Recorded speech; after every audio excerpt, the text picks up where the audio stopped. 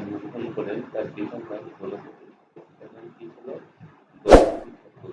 তিনি কবি হলেও বাংলা কাব্য সাহিত্যের ভান্ডারকে তিনি নানাভাবে সমৃদ্ধ করেছেন। তার রচিত কতগুলি বাংলা সাহিত্যের অমূল্য সম্পদ, সাংস্কৃতিক সাহিত্য তার অসাধারণ পাণ্ডিত্যের পরিচয় পাওয়া যায়। তিনি মিথিলার রাজা শিব সিংহের সভাপতি ছিলেন। ১৪৪৮ সালে তিনি পরলোক হন। ১৯৮৮ সালে পরলোকে গমন করেন। সারাজীবন বিসিবি তোমাদেরকে ব্যবসা আসতে পারে পরীক্ষা কবি বিদ্যাপতি তার পরমাধ্যারও ঈশ্বরকে প্রতি মিনতি করে বলেছেন যে দেবতাই শাশ্বত ঈশ্বরকে ভুলে তিনি একদিন মায়ের সংসারে মুখে আর ছেড়েছিলেন। অন্য স্ত্রীপুত্র মিত্র সজ্ঞা ছিলেন মায়ের সংসার এই সংসারের মধ্যে আর ছেলেছিলেন কে? কবি বিদ্যাপতি। উত্তপ্ত বালিকার সে একদিন গর্বিত যেভাবে অস্তিত্বহীন হয়ে ওঠে সেভাবে ক্ষমতায় সংসারে আপন সবই অস্তিত্বহীন হওয়া।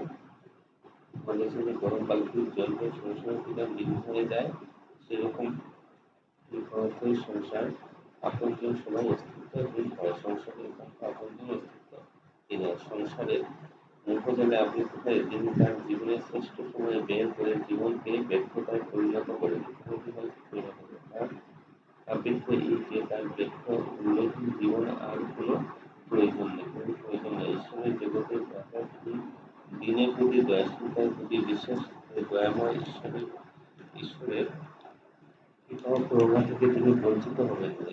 করুণা থেকে তিনি কি হবেন না?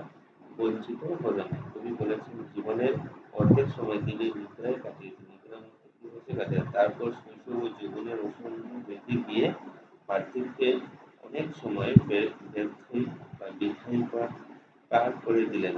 তার মধ্যে তার জীবনে কৃষ্ণ ভজনা অবকাশ নেই। কৃষ্ণের কোনো ভজনার অবকাশ নেই। কত ব্রহ্মা মরেছে কিন্তু শ্রীকৃষ্ণের কোনো অবসর নেই। শ্রীকৃষ্ণের অবসর নেই। সমগ্র সৃষ্টি ঈশ্বরের মধ্যে জন্ম এবং সমুদ্রের ঢেউয়ের মতো আবার ঈশ্বরের বিলীন হয়। ঈশ্বর থেকে সৃষ্টি এবং ঈশ্বরের মধ্যে সৃষ্টি। বিদ্যাপতি তাই বলেছেন শেষকালে মৃত্যুজনিত ভয় থেকে উদ্ধার পেতে হলে ঈশ্বর ছাড়া আর কোনো গতি নেই।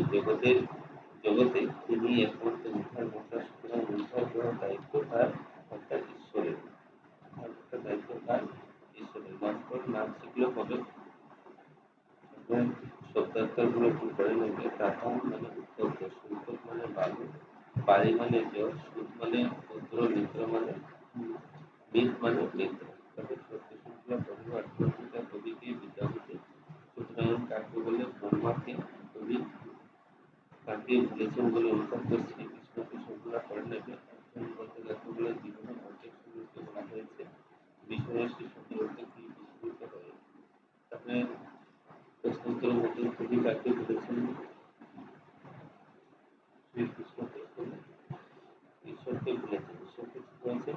বলেছেন। কবি আশা বা দিতে ঈশ্বর তাকে কৃপা করে। কিভাবে কৃপা করবে? জীবনের শেষ সময় অতিবাহিত হলেও যে তিনি মনে করেন যে ঈশ্বরের কাছে যদি প্রার্থনা করা যায় ঈশ্বর কোনো সময় ফিরিয়ে দেবেন না। এটি বলছে এখানে। জীবনে অর্ধেক সময় অতিবাহিত করেছেন সব জীবনে অর্ধেক সময় থেকে অতিবাহিত করেছেন। তারপর বাঙালি সময় বলতে বুঝবে তারপর বাঙালি সময় বলতে উদ্যোক্ত বালিকা বন্ধু কত মোহনার সংসার সব কিছু কমাচ্ছে। যদি গরম যদি জল করে থাকলে সঙ্গে সঙ্গে শেষ হয়ে যায়। এটাই বলেছে। এবার পাঠশালা কবিতা কবি মানব জীবনের বিশেষ দুটি বহিষ্কার উল্লেখ করেছেন যে অভিনয় ও বাহ্যিক। সবগুলো প্রস্তুতি লিখে নেবে। তার করতে গেলে প্রচুর সময় লেগে যাবে। প্রার্থনা কবিতা কবি কি আত্ম প্রয়াসের ঘটনা কবিতার বিপুল প্রার্থনার কারণ। তার প্রার্থনা কবি বিদ্যাপতি আখ্যান যে স্ত্রী পুত্র পরিবারের জীবন কাটিয়েছেন তিনি বুঝতে পারেননি যে মায়ের সংসার সকলে ক্ষমতায়।